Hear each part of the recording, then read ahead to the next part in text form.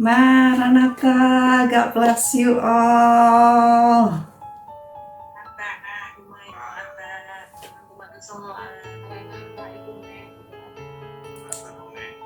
Oh, so excited today, tonight, this moment, kebersamaan kita untuk kita having bright talk. How about that? Yeah? Well, sebagaimana di pertemuan yang lalu saya menjagai saudara semua dengan antisipasi kemungkinan adanya 3 days darkness, juga kemungkinan adanya rapture di tanggal 23 dan 24 September 2025 yang turned out to be not yet, depending, ditunda, delay, or bahasa Alkitabnya adalah tarry, ya, diperpanjang. Alright, kemungkinan ada banyak yang kecewa, kemungkinan ada yang kecut hati, kemungkinan besar juga ada yang udahlah, gak usah tanggal-tanggalan gitu.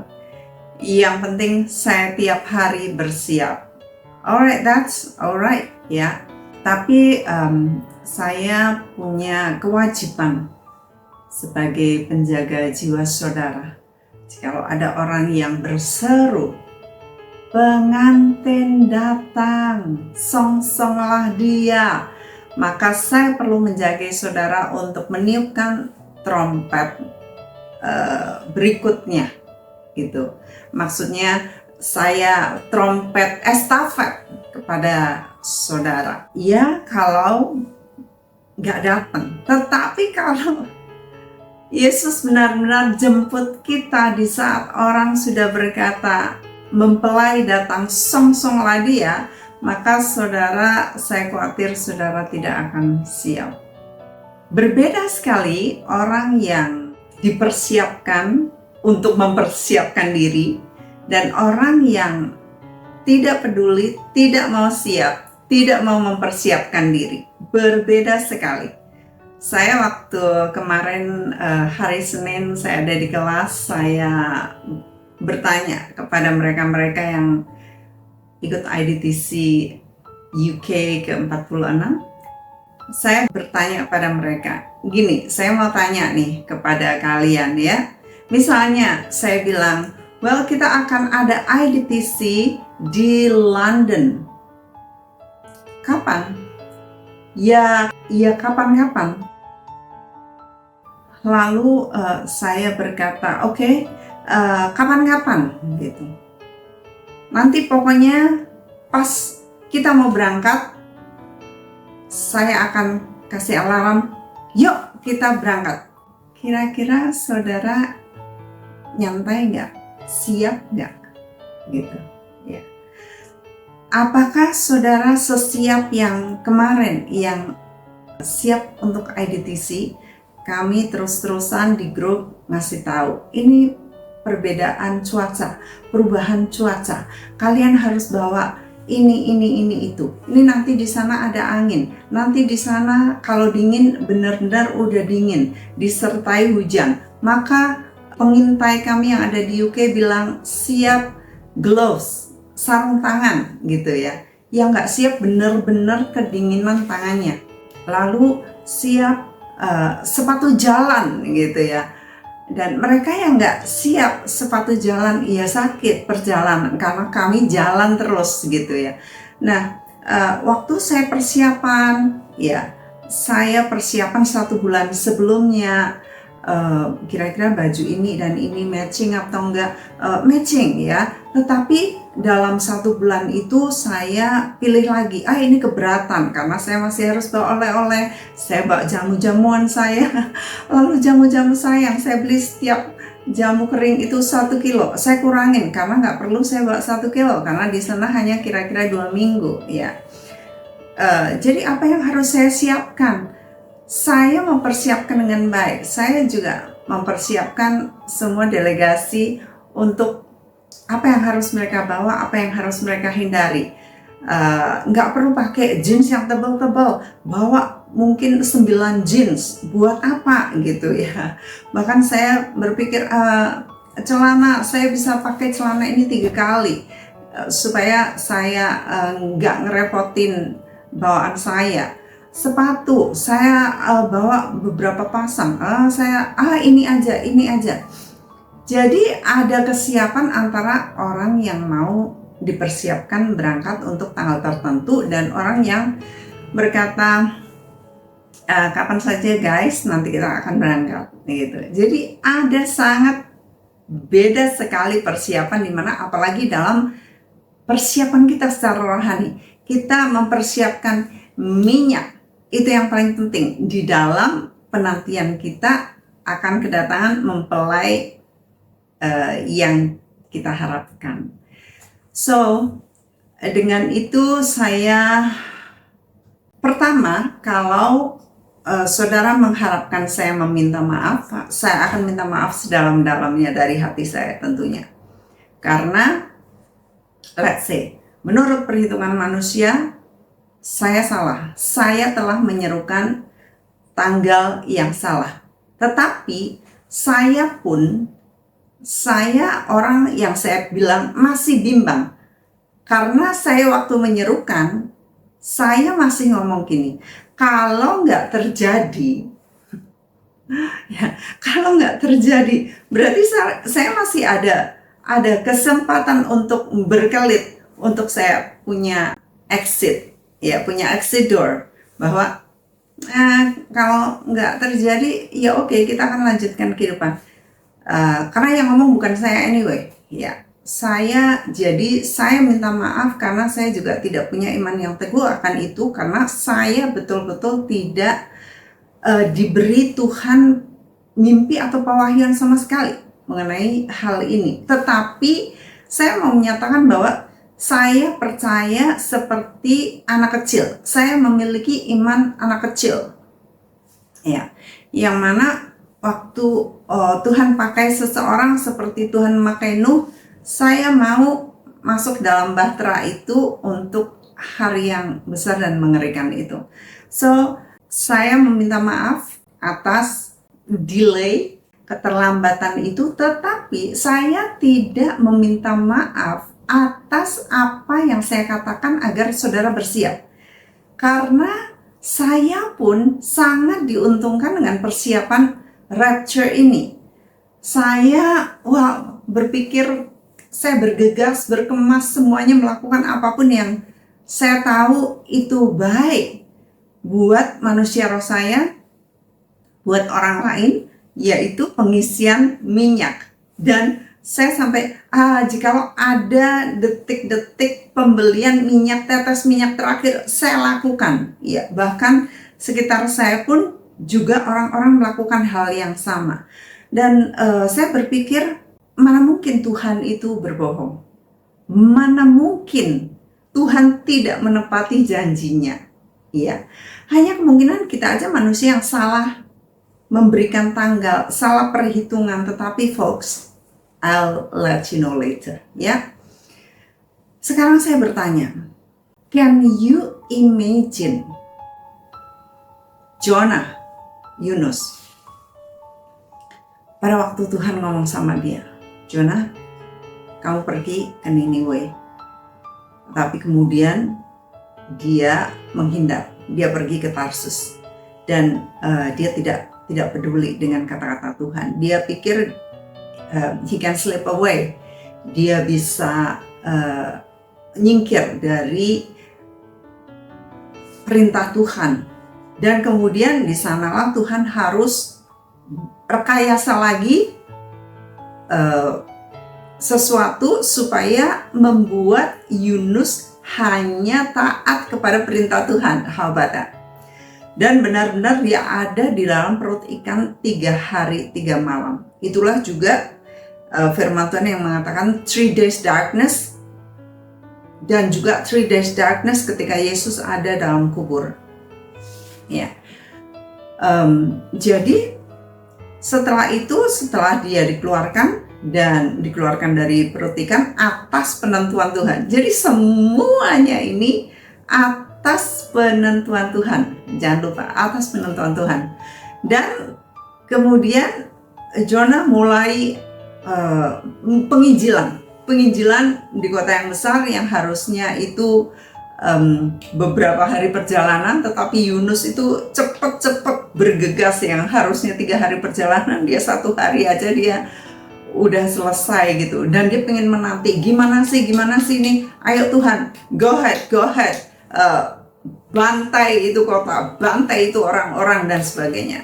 Ternyata rajanya sampai binatangnya disuruh bertobat semua, dan mereka berbalik dari jalan-jalan mereka yang jahat. Oh my goodness.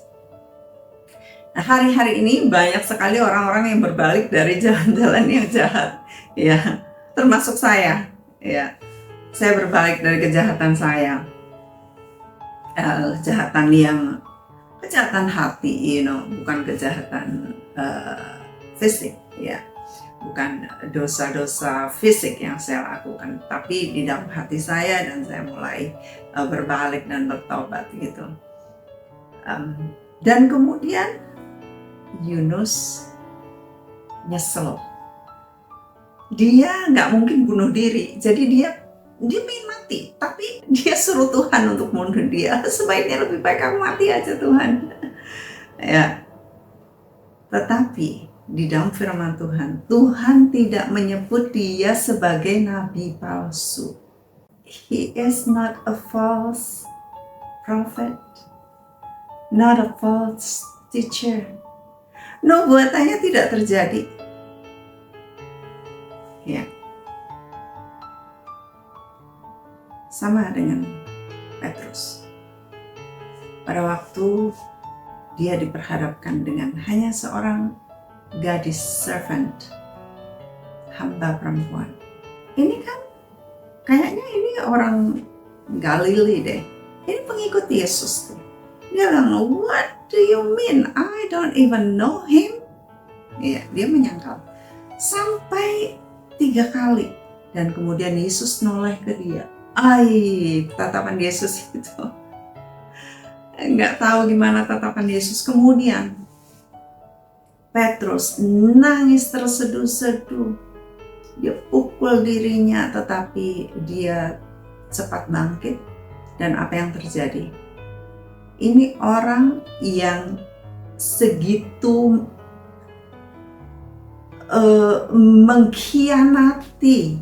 mengkhianati pengenalan akan gurunya. Sampai 3 kali dia bilang dia nggak kenal gurunya.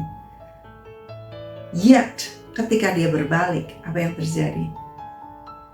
Sekali khotbah, 3.000 orang bertobat. Mujizat yang dilakukannya itu like never happen again. Bayangannya dinanti orang dan membangkitkan orang-orang. That's amazing. Dan lihatlah Yunus, 120.000 orang bertobat, termasuk hewan-hewan tidak jadi mati. Itu dari orang yang doubtful, ya, dari orang yang cuek, yang hanya melaksanakan tugas karena dipaksa Tuhan. Ya.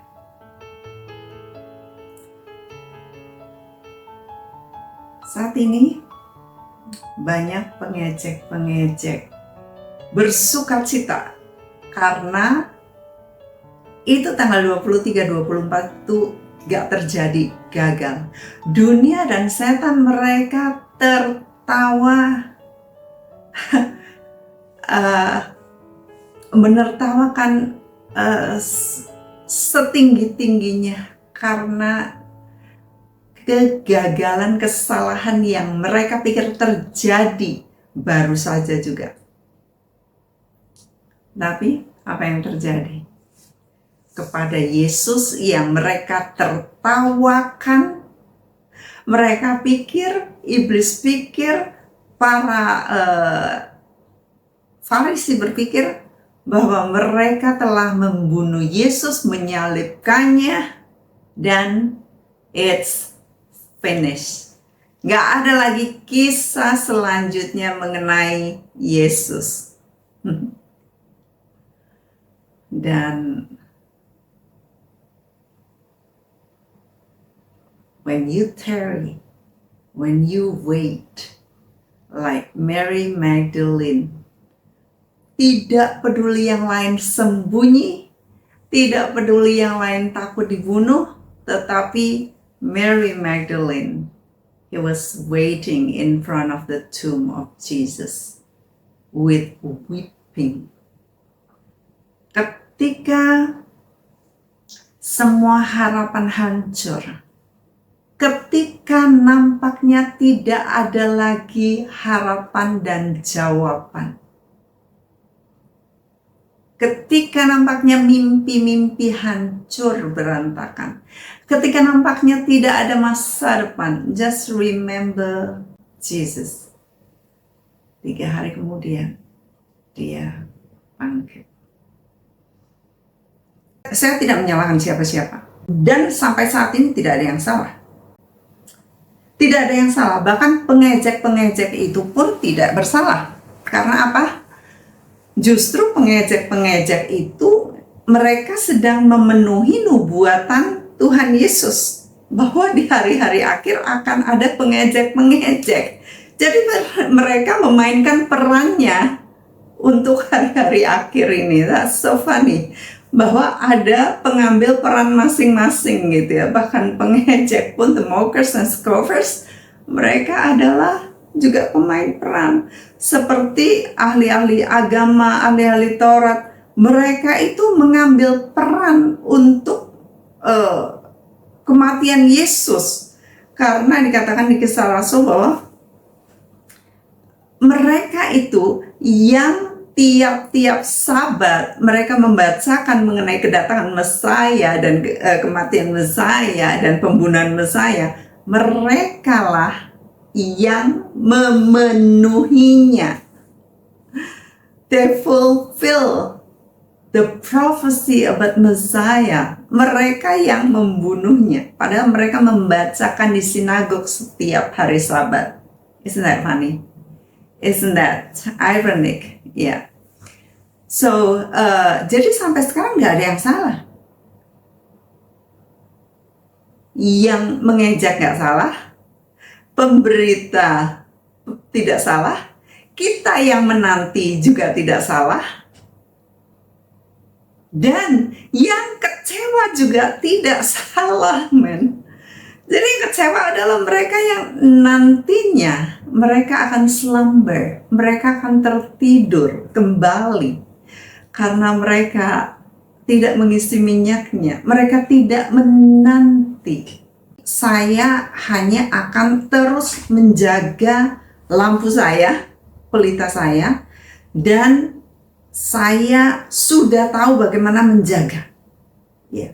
Bagi orang yang belum berjaga-jaga, mereka nggak tahu artinya menjaga. I don't believe they know how to wait anxiously, enthusiastically, dan seterusnya, ya. Tetapi, oh my goodness, kami sudah tahu namanya nggak tidur, lalu berlutut doa lagi. Doain orang-orang di seluruh dunia, doain Israel, doain ibu Atta yang lagi jalan ke sana, doain murid-murid yang lagi berjaga, dan memikirkan bagaimana mungkin ini semua salah. Orang-orang semua dikasih mimpi di seluruh dunia, anak-anak, bagaimana mungkin partisipan kami mendapatkan mimpi tanggal 23 itu flicker gitu, terang ya. Lalu salah satu anak dari murid bermimpi di rapture, ya. Dan murid-murid yang lain mimpi, Juki bermimpi indah sekali. Yang masuk ke hotel semuanya harus siap, tetapi hamba-hamba Tuhan mereka malah di luar mau pergi lagi. Dia disuruh bantuin check-in dan kemudian bawa koper-koper ke kamar. Itu adalah persiapan, dan ada beberapa banyak lagi, tetapi saya on hold ya mengenai beberapa mimpi yang saya tahu ternyata artinya agak berbeda, yang mana sudah saya sampaikan gitu ya kepada beberapa mereka yang bermimpi. Dan saya berpikir, bagaimana mungkin salah? Gak mungkin salah.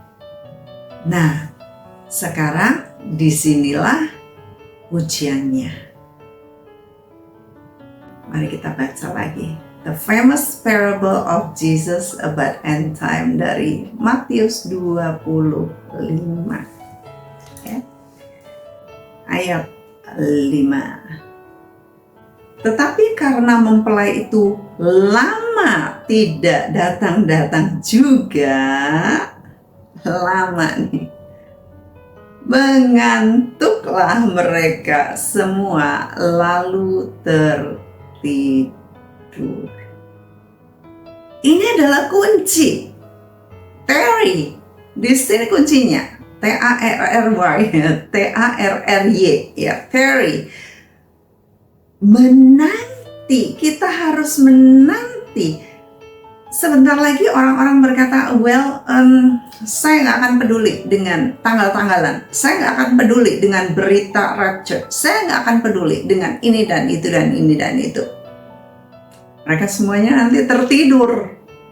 Saya itu sampai kemarin ya, masih moodnya itu mood penantian. Jam saya jadi kacau ya. Tapi mulai hari ini saya mulai menatap plan-plan ke depan dan mulai sudah dengan hati yang berbeda, menanti dengan ketat, dan saya mulai pakai lagi sepatu lari. Banyak orang diuntungkan, tetapi sedikit juga yang merasa hancur hidupnya karena mereka salah interpretasi. Mereka bukan entah salah interpretasi entah apa. Bagi saya mereka jauh-jauh lebih percaya daripada saya, karena mereka sampai sebenarnya nggak harus sih jual rumah, jual mobil, jual HP, dan semuanya keluar dari tempat pekerjaan mereka, dan mereka ada yang menanti di gunung, ada yang menanti di gunung dengan mobil mereka, ada yang sampai nangis karena HP pun udah dikasih ke orang dan dia udah nggak punya apa-apa gitu, dan dia berkata dia intimidasi Tuhan ya. Dia bilang I don't want to believe Jesus anymore. Saya mau cari itu kitab agama lain. Kalau kita tidak tahu ini ayat bahwa mempelai itu lama tidak datang juga, maka what happened is dari Matius 24 ayat 45 sampai 51. Tapi saya akan baca saja dari ayat 48. Akan tetapi apabila hamba itu jahat dan berkata di dalam hatinya, Tuanku tidak datang-datang, lalu ia mulai memukul hamba-hamba lain dan makan minum bersama-sama pemabuk-pemabuk. Ini dia. Ini hamba-hamba yang mulai memukul hamba-hamba yang lain. Pencemooh-pencemooh, mereka mulai memukul orang-orang yang bersiap, orang-orang yang menanti, yang bekerja. Dan mereka santai-santai makan minum. Maka Tuhan hamba itu akan datang, ini dia. Maka Tuhan itu akan datang pada hari yang tidak disangkanya. Dan pada saat yang tidak diketahuinya. Kita udah siap-siap, tapi nanti Sang Tuhan akan datang pada saat yang kita semua tidak sangka. Ya. Tapi bagi kita yang sudah siap-siap, bagi saudara-saudara yang sudah tahu namanya persiapan, serious preparation, ya, saudara akan indah sekali bertemu Dia. Don't be upset with the mockers. Ya, let them play their role in the Bible prophecy. Saudara nggak perlu marah kepada mereka yang akhirnya, loh aku kan udah ngomong kan sebelumnya kan, you fool gitu ya. Udah diomongin ngapain dari dulu kan, emang udah kayak gini lagi ya. Mungkin saudara akan dengar cemoohan orang. Saudara jangan kecil hati, mereka memainkan role mereka dalam pengenapan akan firman Tuhan. Saya pingin saudara selidiki di dalam Kejadian 7. This is amazing. Ini mengenai Nuh ya. Mengenai Nuh. Ayat 4 dan ayat 10. Sebab setelah Nuh membangun bahteranya, sebab 7 hari lagi aku akan menurunkan hujan ke atas bumi. Binatang-binatang udah masuk, seisi rumah masuk, seisi keluarga dia masuk. Tetapi kok Tuhan masih nunggu 7 hari lagi? Ngapain? Pernah kepikir nggak? Saya ini ya baru ini gitu ya. Iya ya, kenapa nih? Kok 7 hari? 7 hari Tuhan kasih kesempatan yang sempurna. Dalam 7 hari setelah tanda-tanda itu sangat nyata semuanya. 7 hari, 7 malam. Setelah 7 hari, sebab 7 hari lagi, jadi 7 hari ini, baru Tuhan akan menurunkan hujan ke atas bumi selama 40 hari 40 malam. Dan dengan hujan yang deras, Tuhan akan menghapuskan semua yang ada. Lalu ayat 10, setelah 7 hari datanglah air bah meliputi bumi. Yang amazing buat saya, Tuhan itu menanti 7 hari, kemudian Dia yang mengunci pintu itu. Sebab kalau Nuh yang ngunci, maka itu mereka masih bisa dobrak. Di situ ada batu, ya, ada mungkin bekas-bekas palunya Nuh yang bisa mereka gunakan, bisa ini. Dan mereka kalau serempak beberapa orang, mereka barengan buka begini bisa jebol. Tetapi rupanya, saya belajar, rupanya ketika masa anugerah ini adalah masa anugerah, saya bilang ya, masa anugerah ini diberikan nanti pada saat masa anugerah itu sempurna, yaitu 7 hari. Dan saya tidak mau setting date, mungkin 7 hari setelah ini, berarti tanggal 30 atau 3, no, I don't want to set dates ya. 7 hari yaitu masa anugerah yang sempurna itu, maka tidak ada lagi kesempatan untuk manusia bisa bertobat. Jadi jangan sampai kita tertidur di dalam penantian dan pemberian anugerah yang di-delay ini. Delayed blessing, delayed in disguise, delayed grace ya. Saya, sebagaimana yang saya katakan, saya nggak nyesel saya telah menyampaikan ini, saya berkhotbah mengenai ini, dan dari awal saya sudah sampaikan. Saya tidak peduli orang mau ngomong tentang saya apa. Saya dibilang nabi palsu, it's fine. Kenapa kalau saya punya iman, orang masih marah kepada saya? Iman saya bukan tanggung jawab orang lain. Orang lain tidak perlu concern dengan iman saya. Justru harusnya buah mereka yang mereka tunjukkan, bukan cemooh dan tuduhan dan ejekan mereka. Saya ingat di Jubilee dari gereja yang Tuhan percayakan kepada saya, gereja yang dirintis oleh papi mami selama hampir 50 tahun ya. Saya hanya 4 tahun belakangan saya melanjutkan estafet orang tua saya dan adik saya, almarhumah mami, di khotbah dari ketua sinode kami yang adalah papa rohani saya, papa angkat saya. Beliau menyampaikan mengenai kehidupan rohani kita seperti pohon yang berbuah. Tetapi sebelum pohon itu berbuah, buah itu akan keluar sebagai kuncup bunga. Iya. Dan ketika kuncup itu sudah mulai memperlihatkan bunganya, bunga itu harus rontok, harus runtuh. Entah diterpa angin, entah dimakan belalang, entah apapun, pokoknya itu harus rontok sebelum dia akan menghasilkan buah.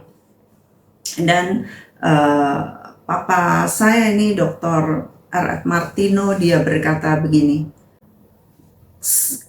sebelum kita ini rontok dulu, bunga kita rontok, which our reputation akan dihempas, kita akan dikatai orang. Selagi kita masih belum rontok, tidak mau merontokkan diri, tidak mau dirontokkan, berarti kita masih sembunyi di dalam bentuk, ini bahasa saya sendiri ya, masih di dalam bentuk kuncup, atau kita nggak mau keluar karena kita tidak mau reputasi kita dihempas. Dan kata beliau, sebelum bunga itu rontok, maka buah itu tidak akan muncul. Tetapi sesudah semuanya rontok dan hilang, barulah buah itu muncul. Wow, saya berkata amazing. Ini adalah gong dari firman-firman yang saya sampaikan beberapa bulan dalam tahun ini mengenai buah, bagaimana kita berbuah. Dan beliau memberikan gongnya di ulang tahun ke-50 gereja kami Jubilee ini. Wow, mereka ternganga ya, sampai wah, saya pun saya yang sudah pernah duduk di kaki papa untuk mendengarkan ini, saya pun dengar lagi, like wow, I was so blessed, so amazed, so awed ya waktu mendengarkan ini. Dan saya berkata, kapan ya bunga saya dihempas ya. Beberapa kali saya sudah dihempas, tetapi I don't know. Tetapi saya berkata, saya bukan orang yang menjaga reputasi. Saya orang yang praise God, God help me, bukan kesombongan, tetapi berkali-kali dengan iman saya berani untuk ambil resiko. Ya, terbukti dari beberapa kali langkah-langkah iman saya yang membuat bingung banyak orang gitu ya. Kami waktu itu mendoakan these brothers ya, mereka-mereka yang dalam penantian dan mereka yakin betul ya. Bahkan Brother Joshua berkata, 1,000,000,000%, I believe, I trust 1,000,000,000% that God is going to come on the 23rd of September. Kamu akan lihat mana yang benar, Tuhanmu atau Tuhanku. Saya mendoakan mereka. Saya tersungkur, saya nangis buat mereka. Kiranya mereka holding the line, holding fast. Ya, saya sendiri, I have no reputation. Saya nggak takut sama sekali, sama sekali saya nggak gentar untuk nanti ngadep ke orang gimana ya, saya ngomong ke murid-murid gimana ya, kepada jemaat gimana ya, kepada khalayak YouTube ramai gimana. Really nggak ada sedikit pun gentar. Dan itu juga yang saya lihat di Brother Joshua, nggak gentar dia. Tetapi ada beberapa yang mereka sudah menyatakan mimpinya, mereka bikin perhitungan like Brother Michael dan yang lain-lain.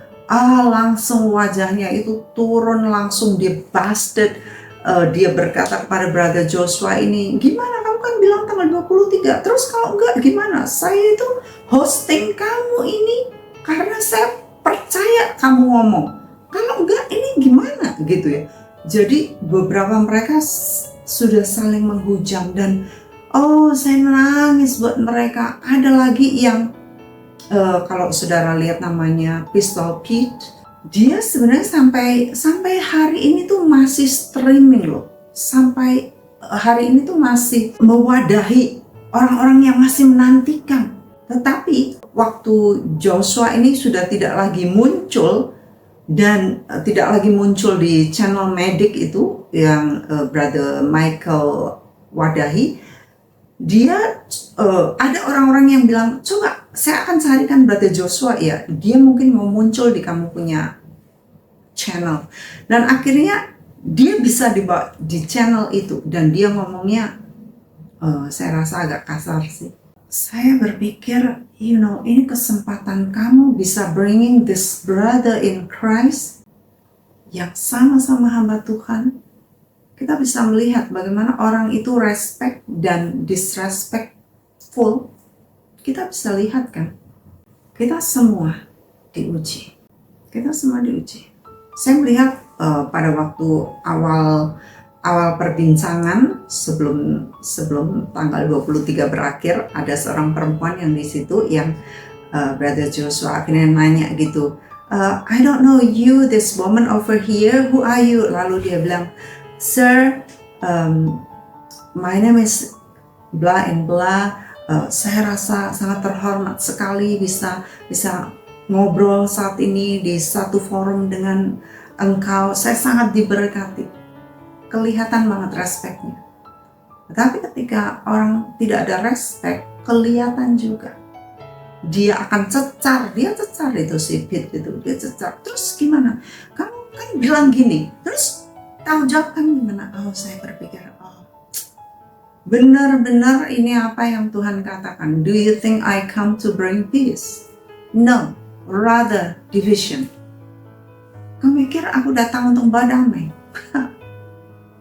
Aku datang untuk membawa perpecahan di antara kamu. Sekarang siapa yang bertahan?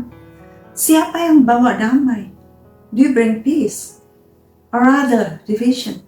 Saat ini, saudara, ada perbedaan antara spiritual ignorance, orang yang secara spiritual nggak peduli, dan spiritual immaturity, orang yang tidak dewasa rohani. Mereka tidak jahat. Yang ignorance, immature, mereka nggak jahat. Tetapi mereka adalah masuk di golongan spiritual vulnerability. Orang yang secara rohani mudah diserang. Kita tinggal pilih. Kita ada di zona mana. Zona ignorance. Aku gak peduli lah Yesus datang. Pokoknya aku ya siap. I don't think so. Orang bisa menilai.